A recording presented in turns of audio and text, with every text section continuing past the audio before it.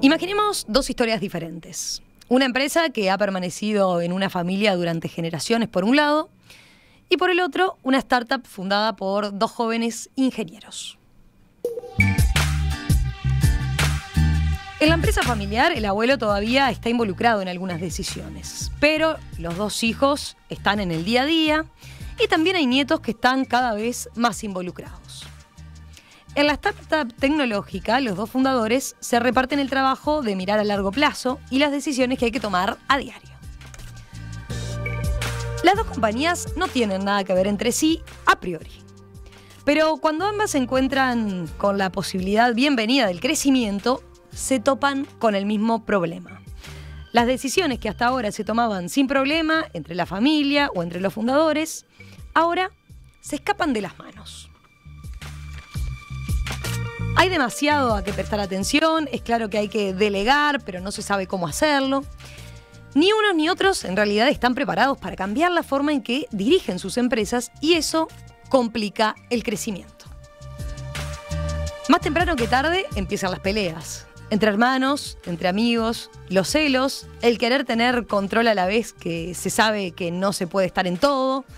¿Cómo se rompe con esa lógica? Bueno, la respuesta está en que hay que repensar la gobernanza corporativa. Y como en nuestro país es un área en la que hay terreno fértil para mejorar, es que se está creando el Círculo para la Mejor Gobernanza de las Organizaciones, integrado por referentes empresariales y académicos uruguayos. Días atrás, de hecho, lanzaron el primer estudio de gobierno corporativo que se hace en Uruguay, pero mientras esperan los resultados, van a ver que ya hay cosas para decir al respecto, ya hay algo de diagnóstico hecho. Para hacerlo, invitamos ahora a dos de las integrantes del Círculo, la contadora Mariela de Aurrecoechea, socia de Deloitte. Bienvenida, Mariela, ¿cómo estás? Gracias, Romina, encantado de estar acá. Y también nos acompaña la contadora Ana Gatti, directora independiente del Banco Santander, presidenta del Comité de Auditoría en ese banco, socia fundadora y presidenta de REDME, Red de Mujeres Ejecutivas del Uruguay. Ana, bienvenida, un gusto también, ¿cómo estás? ¿Qué tal? Buenos días a toda la audiencia, muchas gracias, Romina, por recibirnos.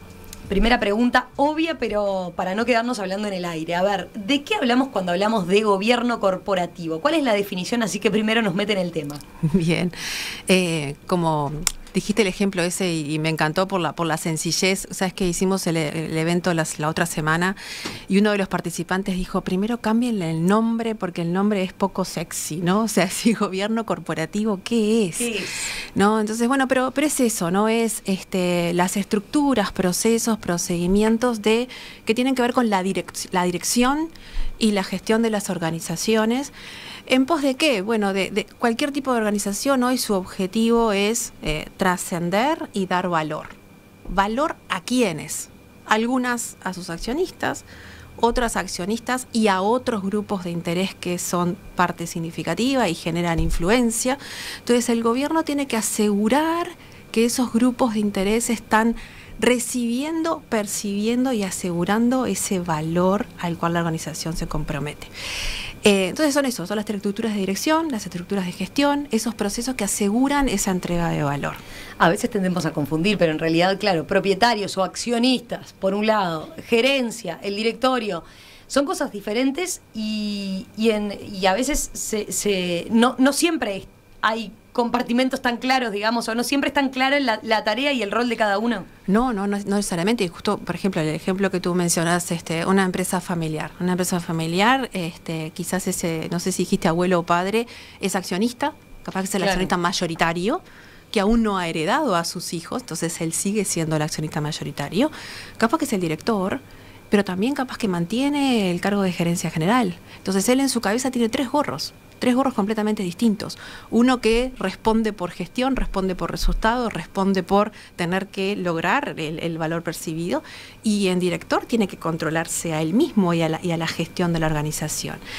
Y también asegurar que la estrategia de la organización corresponde con lo que la familia quiere, con el nombre familiar en medio. O sea, empieza a tener en su cabeza objetivos contrapuestos.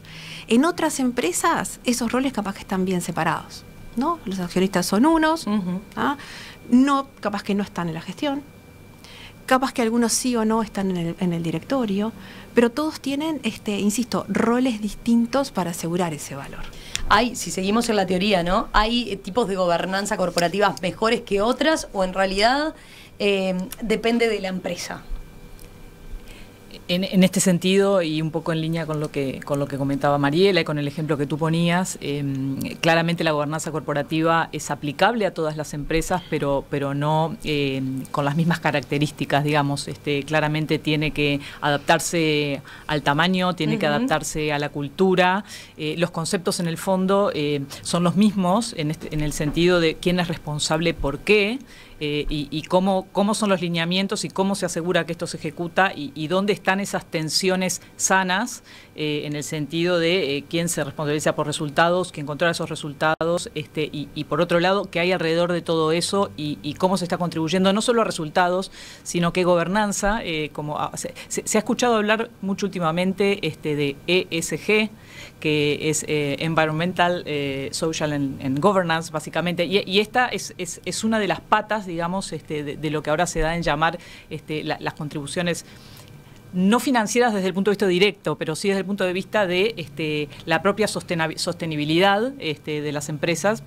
Y en este punto la gobernanza sí que ayuda a la sostenibilidad de las empresas y a los resultados en el futuro y a al mayor valor de las organizaciones y al delivery para los stakeholders, que como bien decía Mariela, pero claramente debe ser adaptada al tamaño de la organización y al tipo de organización, ¿no? No es lo mismo una organización pública que una privada, que una empresa familiar, que una asociación estamos poniendo civil. el ejemplo de gobernanza corporativa tendiendo a pensar en empresas privadas por los ejemplos que mencionábamos, pero también es interesante aplicarlo al concepto de empresas públicas. Las empresas públicas deberían tener, ahora después nos contarán, pero en general tienen que tener este concepto muy incorporado, ¿no? Para tener claro qué rol juega cada uno y dónde tiene que focalizarse, que mejorar. Correcto. En el lanzamiento al que también hacemos referencia de este círculo que hoy aquí estamos representando, justamente una de nuestras panelistas, Silvia Maldi, presidenta de UTE, nos comentaba precisamente sobre el desafío que eso implicó en el transcurso del tiempo y la evolución positiva que está sucediendo en esa organización, en el sentido de cuáles son los puntos que toma el directorio, ¿no? Como estrategia, transformación digital, etcétera, y cómo claramente esto es sano que esté separado de lo que es cómo esto se implementa y se lleva a cabo, y la rendición de cuentas para asegurar que estas cuestiones se cumplen. Entonces sí que es aplicable en todos los sectores, y esto es un poco lo que queremos promover desde el círculo al que pertenecemos, ¿no? Y también es un llamado, una invitación a todos los actores, digamos, empresariales y en la sociedad a empujar este tema, porque es de vital importancia incluso para tener unas organizaciones más sanas y una economía en general más saludable, más transparente, ¿no? Porque hay mucho de la ética también alrededor de todo esto. Sí, ahí va, exacto. Ahí Ana toca un punto bien importante. Sí o sí hay pilares que están subyacentes. O sea, por ejemplo, el tema ético. Todo lo que podamos construir siempre en un ambiente ético empresarial. Yo soy docente de una universidad y a veces cuando le digo esto a los chicos, les digo, bueno, una organización mafiosa, ¿tiene gobierno corporativo? Y enseguida me dicen, y sí, tiene estrategia, sí, tiene objetivos de largo, de corto plazo, tiene estructuras. Sí, capaz que las tiene más claras. Las tiene más claras. Tiene claramente como premia y castiga. Tiene un montón de temas. Y digo, bueno, no, se llamará otra cosa. Gobierno corporativo no tiene. ¿Por qué? Porque claramente no está basado en determinados valores, en determinado comportamiento ético. Está basado en disvalores, o como le querramos llamar, ¿no? Entonces, el tema ético es muy importante y está subyacente, es necesario en los temas. Y el otro tema es la rendición de cuentas. La transparencia, el mostrar información tanto financiera como no financiera, el rendir cuentas por lo que los grupos de interés esperan de esta organización. Entonces, esas dos pilares como que sí o sí necesitamos. Ahora me interesa volver a esos conceptos, pero les iba a preguntar, a ver, ahora que entendimos de qué va el gobierno corporativo, ¿Cómo surge esta alianza? ¿Por qué decidieron organizaciones distintas? ¿No? Yo mencionaba, bueno, las universidades, todas las universidades del país, las principales consultoras, bancos. ¿Quiénes más integran que podamos no estar? Hay profesionales reconocidos, hay directores independientes, que capaz que de eso podemos también hablar un poquito. Esa figura del director independiente está tomando fuerza y creciendo en las organizaciones. Hay abogados, hay otras integrantes. Y en realidad surge la necesidad, creo que Uruguay siempre ha tenido como algunos momentos donde estos temas son importantes. Y en los momentos de crisis, no solamente crisis económica, sino crisis institucionales, empieza a resurgir el tema. Pero también es cierto que bueno, la que organizó todo esto, que se llama Ana María Lorrieta, es una uruguaya que bueno, tiene vida internacional y es directora independiente en Brasil y en Argentina. Y bueno, en esos países está mucho más institucionalizado el tema de cómo fomentar estos temas y cómo desarrollar la profesión, entre comillas, de un director. Y bueno, eso hoy falta en Uruguay. Tenemos algunos intentos en algunas carreras, en algunos lugares, en las universidades, pero no tenemos a veces ámbitos de desarrollo de la figura del director. Y eso es un rol bien distinto. ¿Eso tienen alguna hipótesis de supongo que estará recabado en el estudio que están lanzando, pero ¿tienen algunas hipótesis de qué responde? Si es que estamos acostumbrados más bien a empresas chicas en Uruguay, empresas familiares. Sí, faltaba un tema de formación, ¿no? En las universidades propiamente, como para que se pusiera el ojo ahí. El estudio que hemos lanzado en este evento al que hacías referencia, justamente lo que busca es recoger y objetivizar a través de datos que van a ser sectoriales, que se van a poder ser vistos en distintas dimensiones, incluso la dimensión género, cuál es el status quo, efectivamente, ¿no? Y a partir de allí, nuestro círculo, y en colaboración con demás actores, como decíamos, porque la invitación está hecha para la integración desde distintos lugares. A partir de allí, bueno, diseñar una estrategia de qué es lo que hay que hacer, cuáles son los próximos pasos, cuáles son los próximos pasos. ¿Deveniremos en un instituto? ¿Haremos formación? Surgía esta pregunta del panel el otro día, de alguien del público, ¿no? Y dijimos, bueno, lo iremos construyendo conjuntamente en función de esos resultados y en función de las necesidades que a priori estamos identificando. La que dice Mariela es fundamental. El rol de directores independientes es muy incipiente todavía en el Uruguay. A ver, explíquenlo para tener idea de qué rol cumple el director independiente. Un director, a ver, generalmente cuando uno asocia el puesto de director a una organización es el representante de los accionistas. Uno en general es eso, es el representante de los accionistas. Ahora, ¿qué sucede? Hay muchas organizaciones donde los accionistas son importantes, pero hay otros grupos de interés que son mucho o tan más importantes que los accionistas. Por ejemplo, Ana es directora independiente de un banco. En un banco, claramente, la voz de los depositantes que tienen ahí, ¿no? Sus ahorros y el manejo del banco es claramente una voz sumamente importante. ¿Por quién está representada en el directorio? Esa es una pregunta que hay que hacerse. Entonces, ¿el representante del accionista responde totalmente a él o no? Y bueno, ahí surge la necesidad en ese tipo de instituciones, por ejemplo, de tener esas voces independientes del rol del accionista. Ese es un ejemplo.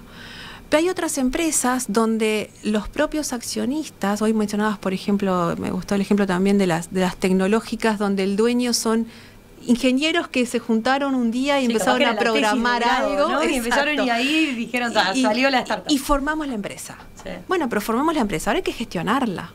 Entonces, capaz que esos ingenieros tienen las capacidades, no decimos que no, pero capaz que no, porque no tienen su formación en gestión de organizaciones.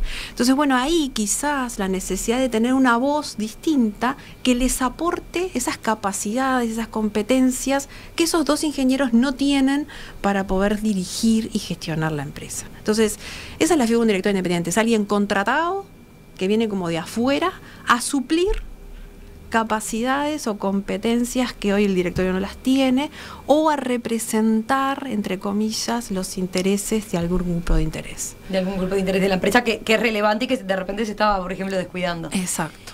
Veía que en la presentación que hicieron, en el evento donde se mencionaron, ¿no?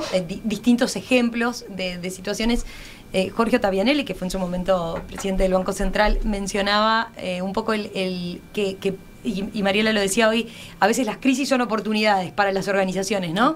Él mencionaba como un aspecto donde se descubrió que había una falla, o que sobre todo que había que apuntalar ahí, fue en plena crisis del 2002, ¿no? Acá en los bancos. E incluso decía, bueno, a los bancos que les fue mejor fueron los que tenían mejor estructura y mejor avanzada la gobernanza corporativa, ¿no? Así es, y él comentaba que esto lo basa en su tesis de doctorado, digamos, que hizo sobre el gobierno corporativo, y efectivamente había una correlación entre la gobernanza fuerte y aquellos bancos que sobrevivieron la crisis o que quedaron menos mal parados de alguna manera, y aquellos que no pudieron sobrevivir. Y allí hay mucho también que el gobierno corporativo, hoy hablábamos más temprano de tensiones, ¿no? Y el gobierno corporativo cuida mucho, observa sobre los conflictos de interés. Digamos, y muchas veces los conflictos de interés son los que llevan a determinadas debacles, ¿no? Lo hemos visto históricamente, incluso en la crisis del año 2008, nuevas legislaciones evolucionando, digamos. Esto es un proceso evolutivo, ¿no? Como bien decía Mariela, en general las crisis son las que gatillan nuevas maneras o nuevas buenas prácticas, y efectivamente un buen gobierno corporativo de alguna manera hace una suerte de coraza. Ninguna coraza es infranqueable, pero de alguna manera da un contexto para que este tema de los conflictos de intereses, el tema de los temas éticos, tengan menos espacio, y esto ayuda de nuevo a la sostenibilidad, al mayor valor de las organizaciones. Hoy hablábamos de startups, perfecto, pero esas startups en un punto van a querer normalmente ser escalables, aparecerá algún inversor. Entonces, en este sentido, el hecho de que la gobernanza esté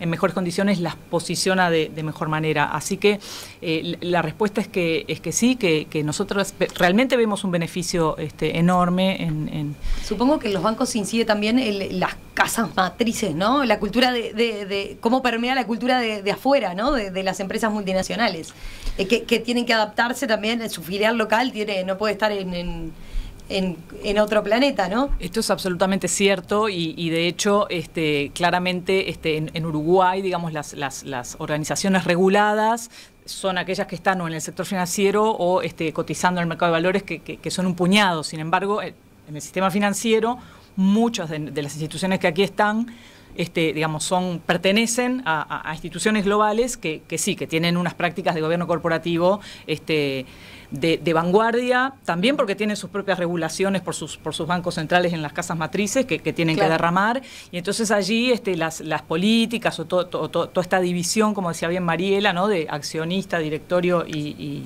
gestión, está bien separada, se trabajan temas de sucesión, digamos, en fin, es igual apasionante. Es bien interesante el tema de que, más allá de que, por ejemplo, la mayoría, como dicen, son bancos internacionales con sus casas matrices, etcétera, inteligentemente nuestro regulador local dijo, bueno, sí, pero hay un grupo de interés muy importante que son los depositantes locales. Entonces, está bien el board o el directorio de la casa matriz, que no sé dónde está, pero acá en Uruguay tiene que haber un board, tiene que haber un órgano de control, porque también acá hay un grupo de interés muy significativo del cual en Uruguay somos responsables. Entonces, por más que existe, ¿no?, esa como mimetizarse de las normas políticas y procedimientos de su casa matriz, Uruguay tiene una independencia sana en la gestión de esas organizaciones reguladas. Enseguida continuamos conversando sobre gobernanza corporativa con Mariela de Aurecoechea, y a Ana Laura Agatti la despedimos porque tiene otro compromiso, pero muchísimas gracias, Ana Laura. Al contrario, un placer estar por aquí, muchas gracias por el espacio. Ahora con Mariela hablamos está bien, ya entendimos el concepto, pero bueno, ¿y qué pasa con las empresas uruguayas acá, donde tenemos esa idea, ¿no?, de la empresa familiar? ¿Cómo hacer para incorporar este concepto y tener presente, sobre todo, que esto puede mejorar la gestión de la propia empresa? Enseguida volvemos con eso. Hoy aquí en Perspectiva estamos hablando de gobernanza corporativa. Recientemente se acaba de conformar el Círculo para la Mejor Gobernanza de las Organizaciones, un grupo que se está construyendo por un conjunto de referentes empresariales y académicos de Uruguay y que justamente lanzó días atrás el primer estudio de gobierno corporativo en el país. ¿Cómo se organizan las empresas y organizaciones en general en Uruguay? ¿Qué ventaja implica cuando tienen estructuras claras y definidas, donde se establecen claramente los roles, por ejemplo, los objetivos, las metas, los cumplimientos? Bueno, de eso estamos hablando hoy con Mariela de Aurecoechea, que es justamente una de las integrantes del Círculo. Mariela es socia de Deloitte Uruguay y directora de Estrategia e Innovación en Deloitte Latinoamérica. Mariela, en la tanda hablábamos de la cantidad de organizaciones donde este concepto debería llamar la atención, o por lo menos cantidad de organizaciones que deberían prestarle atención a este concepto en los más diversos ámbitos. Yo te decía, nos quedaba pendiente, bueno, la típica empresa familiar uruguaya, ¿no?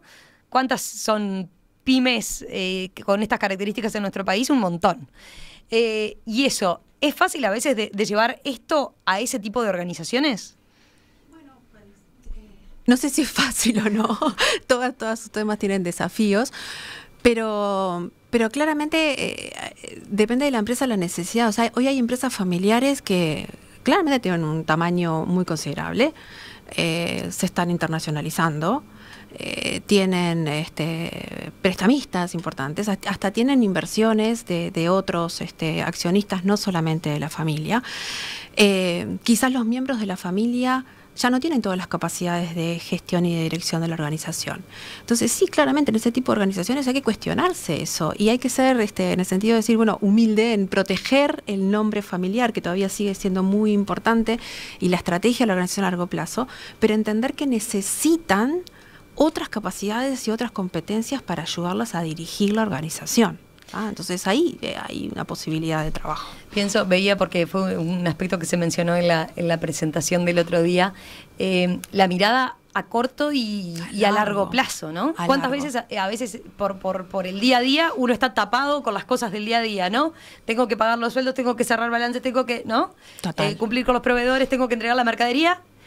¿Y cuándo, en qué momento, o quién en la empresa, quién tiene el rol de mirar, bueno, ¿y cómo me voy a proyectar de acá a 5, 10 años, ¿no? O cuando tenga, a ver, ¿qué desafíos tengo a futuro? ¿Se me viene un cambio importante en mi área de negocio que me implique... Totalmente. El típico Uber le llegó a mi organización y que me implique reformularme por completo? Totalmente, ahí ese es el tema. Ese es uno de los roles básicos del directorio, uno de los roles básicos de dirección, la mirada estratégica, la mirada a largo plazo, el no perder el rumbo.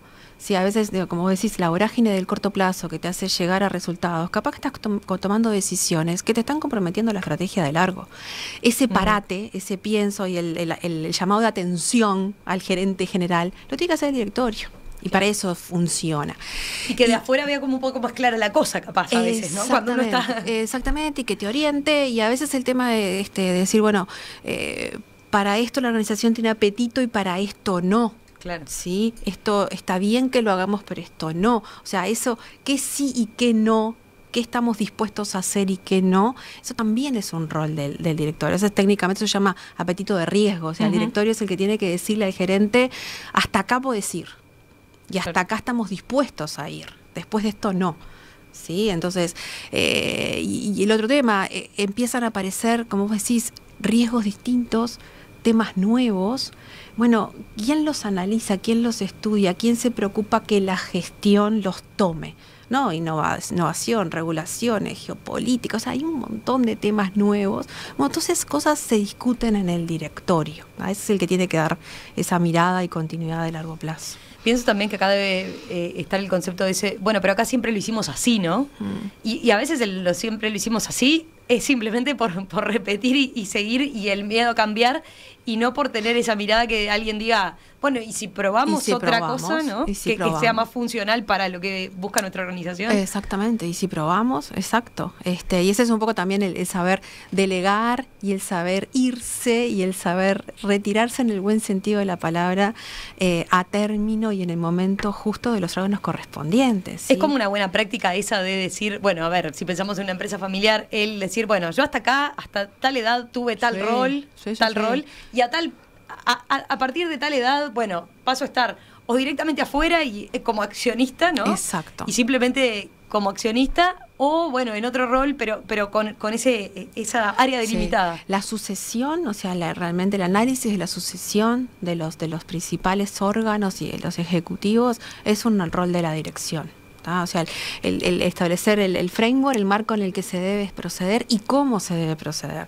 Y ojalá muchas organizaciones analizaran esto que decís, bueno, hasta acá está bueno que esta gerencia esté y después tendríamos que rotar. No sé, yo formo parte de una organización que sí o sí los socios nos tenemos que retirar como límite de los 62 años.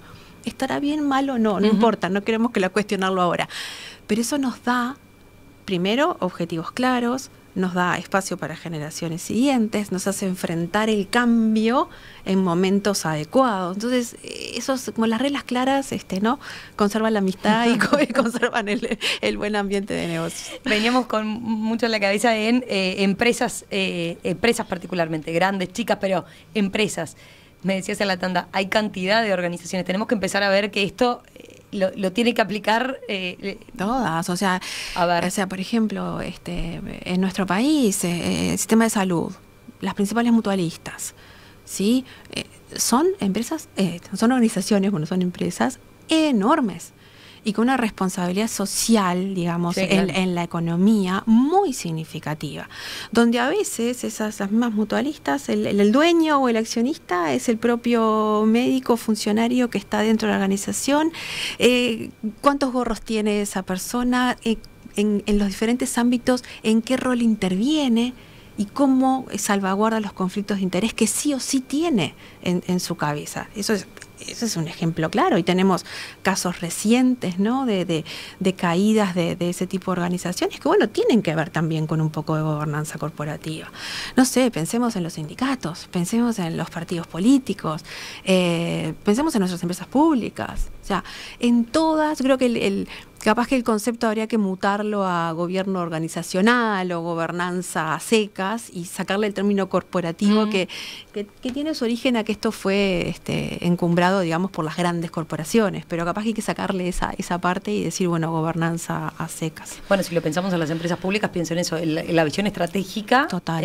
La importancia de que haya lugar para esa visión estratégica en ese tipo de organizaciones, ¿no? Exacto. Donde algunas tienen el desafío de no saber cómo va a ser en un futuro, ¿no? El negocio que desarrollan. Pienso en ANCAP, por ejemplo. Totalmente. Y sí, y el cambio de negocio y el análisis cómo innovo y cuánto innovo en la estrategia de la organización y cómo empiezo a mutar esa estrategia de la organización hacia otro lado. Pero también en las empresas públicas, un gran tema y puede ser el conflicto de interés que se genera por la mayoría de los representantes quizás en el directorio tienen que ver con la conformación del proceso eleccionario que se dio en el país. Y bueno, entonces eso es un tema en las empresas públicas, que hay que analizarlo y hay que blindarse de alguna manera para que la organización no permee, ¿no?, una visión de corto plazo, de gobierno de 5 años, en pos de un tema estratégico a largo plazo. Ahí siempre tenemos esa acá en nuestro país, ¿no? Claro. ¿Cuántos directores es en realidad por cuota política y no por...? Que capaz que no está mal, porque claro, en realidad, ¿qué refleja la cuota? En realidad refleja cómo salió el proceso eleccionario y de última tus accionistas es la sociedad en su conjunto. Claro. Eso capaz que no está mal, pero el tema es, bueno, de esa cuota, ¿qué profesionales integro? ¿Son los mejores profesionales? ¿Son los capacitados? ¿Son los que están en competencia para generar esos cargos? Y lo otro es, bueno, esa cuota política que hoy me da esta visión de 5 años, ¿cómo aseguro que la organización va más allá de esos 5 años? Porque quizás que dentro de 5 años la cuota es diferente, ¿no? Tal cual. Veía algunos mensajes, hay quien plantea, por ejemplo, el celular que termina en 641, bueno, plantea temas muy recientes ahora de del mundo financiero, por ejemplo Credit Suisse, ¿no? Con su caída dice, bueno, y ahí claro, las prácticas corporativas de gobernanza corporativa en realidad no salvan de grandes crisis. No salvan. De alguna forma pueden proteger un poquito más. Sí, pueden proteger, obviamente hay que esperar un poquito más, que salgan más noticias y ver dónde están las fallas. Si uno dice, capaz que, no quiero hablar mucho del Credit Suisse porque todavía no lo terminé de entender mucho, pero miremos el desencadenante, ¿no? Que fue el otro banco del Silicon Valley en Estados Unidos, ¿no?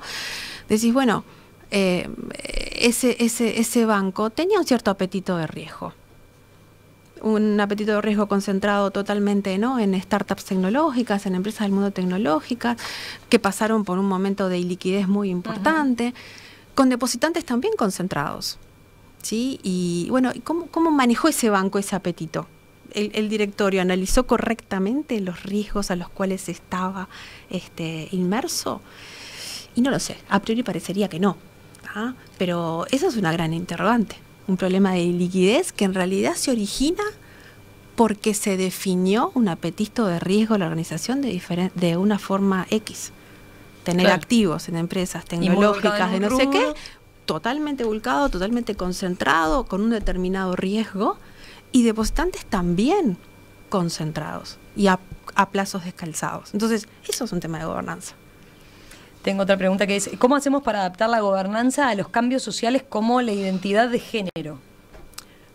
A ver, capaz que poquito más, no, pero pensé que era más en general con respecto a la equidad de género, podría ser un desafío, ¿no? A ver, un tema de diversidad en todos los órganos, tanto de dirección o de gestión, es un tema, ¿sí? O sea, hoy las organizaciones deberían promover diversidad, equidad e inclusión, o sea que, ¿y eso por qué? Claramente porque sus grupos de interés son tan diversos como la organización debería ser, y bueno, se está trabajando en ello.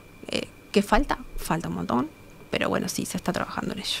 Ahí también el mismo oyente apunta que un aspecto que se está trabajando o incluso que deberíamos prestar atención es la gobernanza de los datos, que en el nuevo mundo dice es como el petróleo en su momento, ¿no? Sí, es la gobernanza de los datos. Tenemos que empezar a pensar en eso, a ese nivel. Sí, tal cual. En el panel que hicimos de este evento había un representante de una empresa tecnológica y claramente hablaba de eso, ¿no? Y hablaba tema del manejo de la información, del manejo de la confidencialidad, del manejo de la responsabilidad, el tema de la creación de los códigos por una empresa tecnológica, de los datos, y bueno, y eso cómo lo estaban tratando también en los roles de dirección.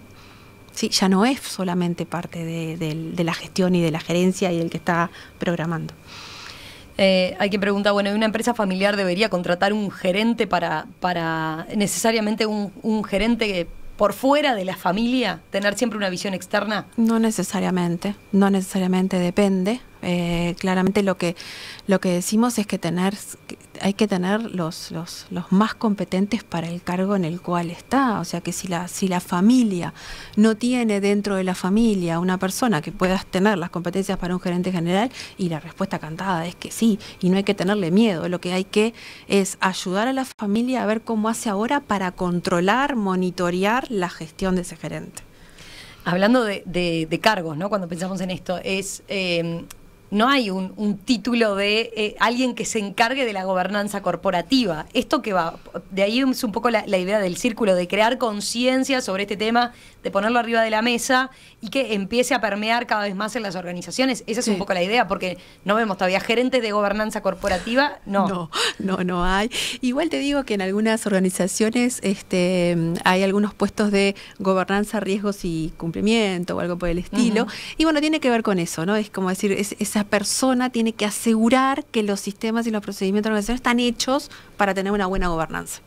Pero claramente el directorio es el órgano clave, la alta gerencia es el órgano clave en la gestión, y después hay roles de control y monitoreo que también son muy importantes y que dependen de las organizaciones. O sea, no sé, en los sistemas financieros hay un rol muy importante que se llama el comité de auditoría, que es un comité que vela por el control y por la rendición de cuentas y por la transparencia de la información. Entonces, esos roles de control también son importantes. Bien. Por último, para ir cerrando ya, ¿qué buscan un poco con el círculo, además de esto, de ir permeando? ¿Tienen en proceso este estudio? quienes quieran participar, ¿está abierto a cualquier organización? Está abierto.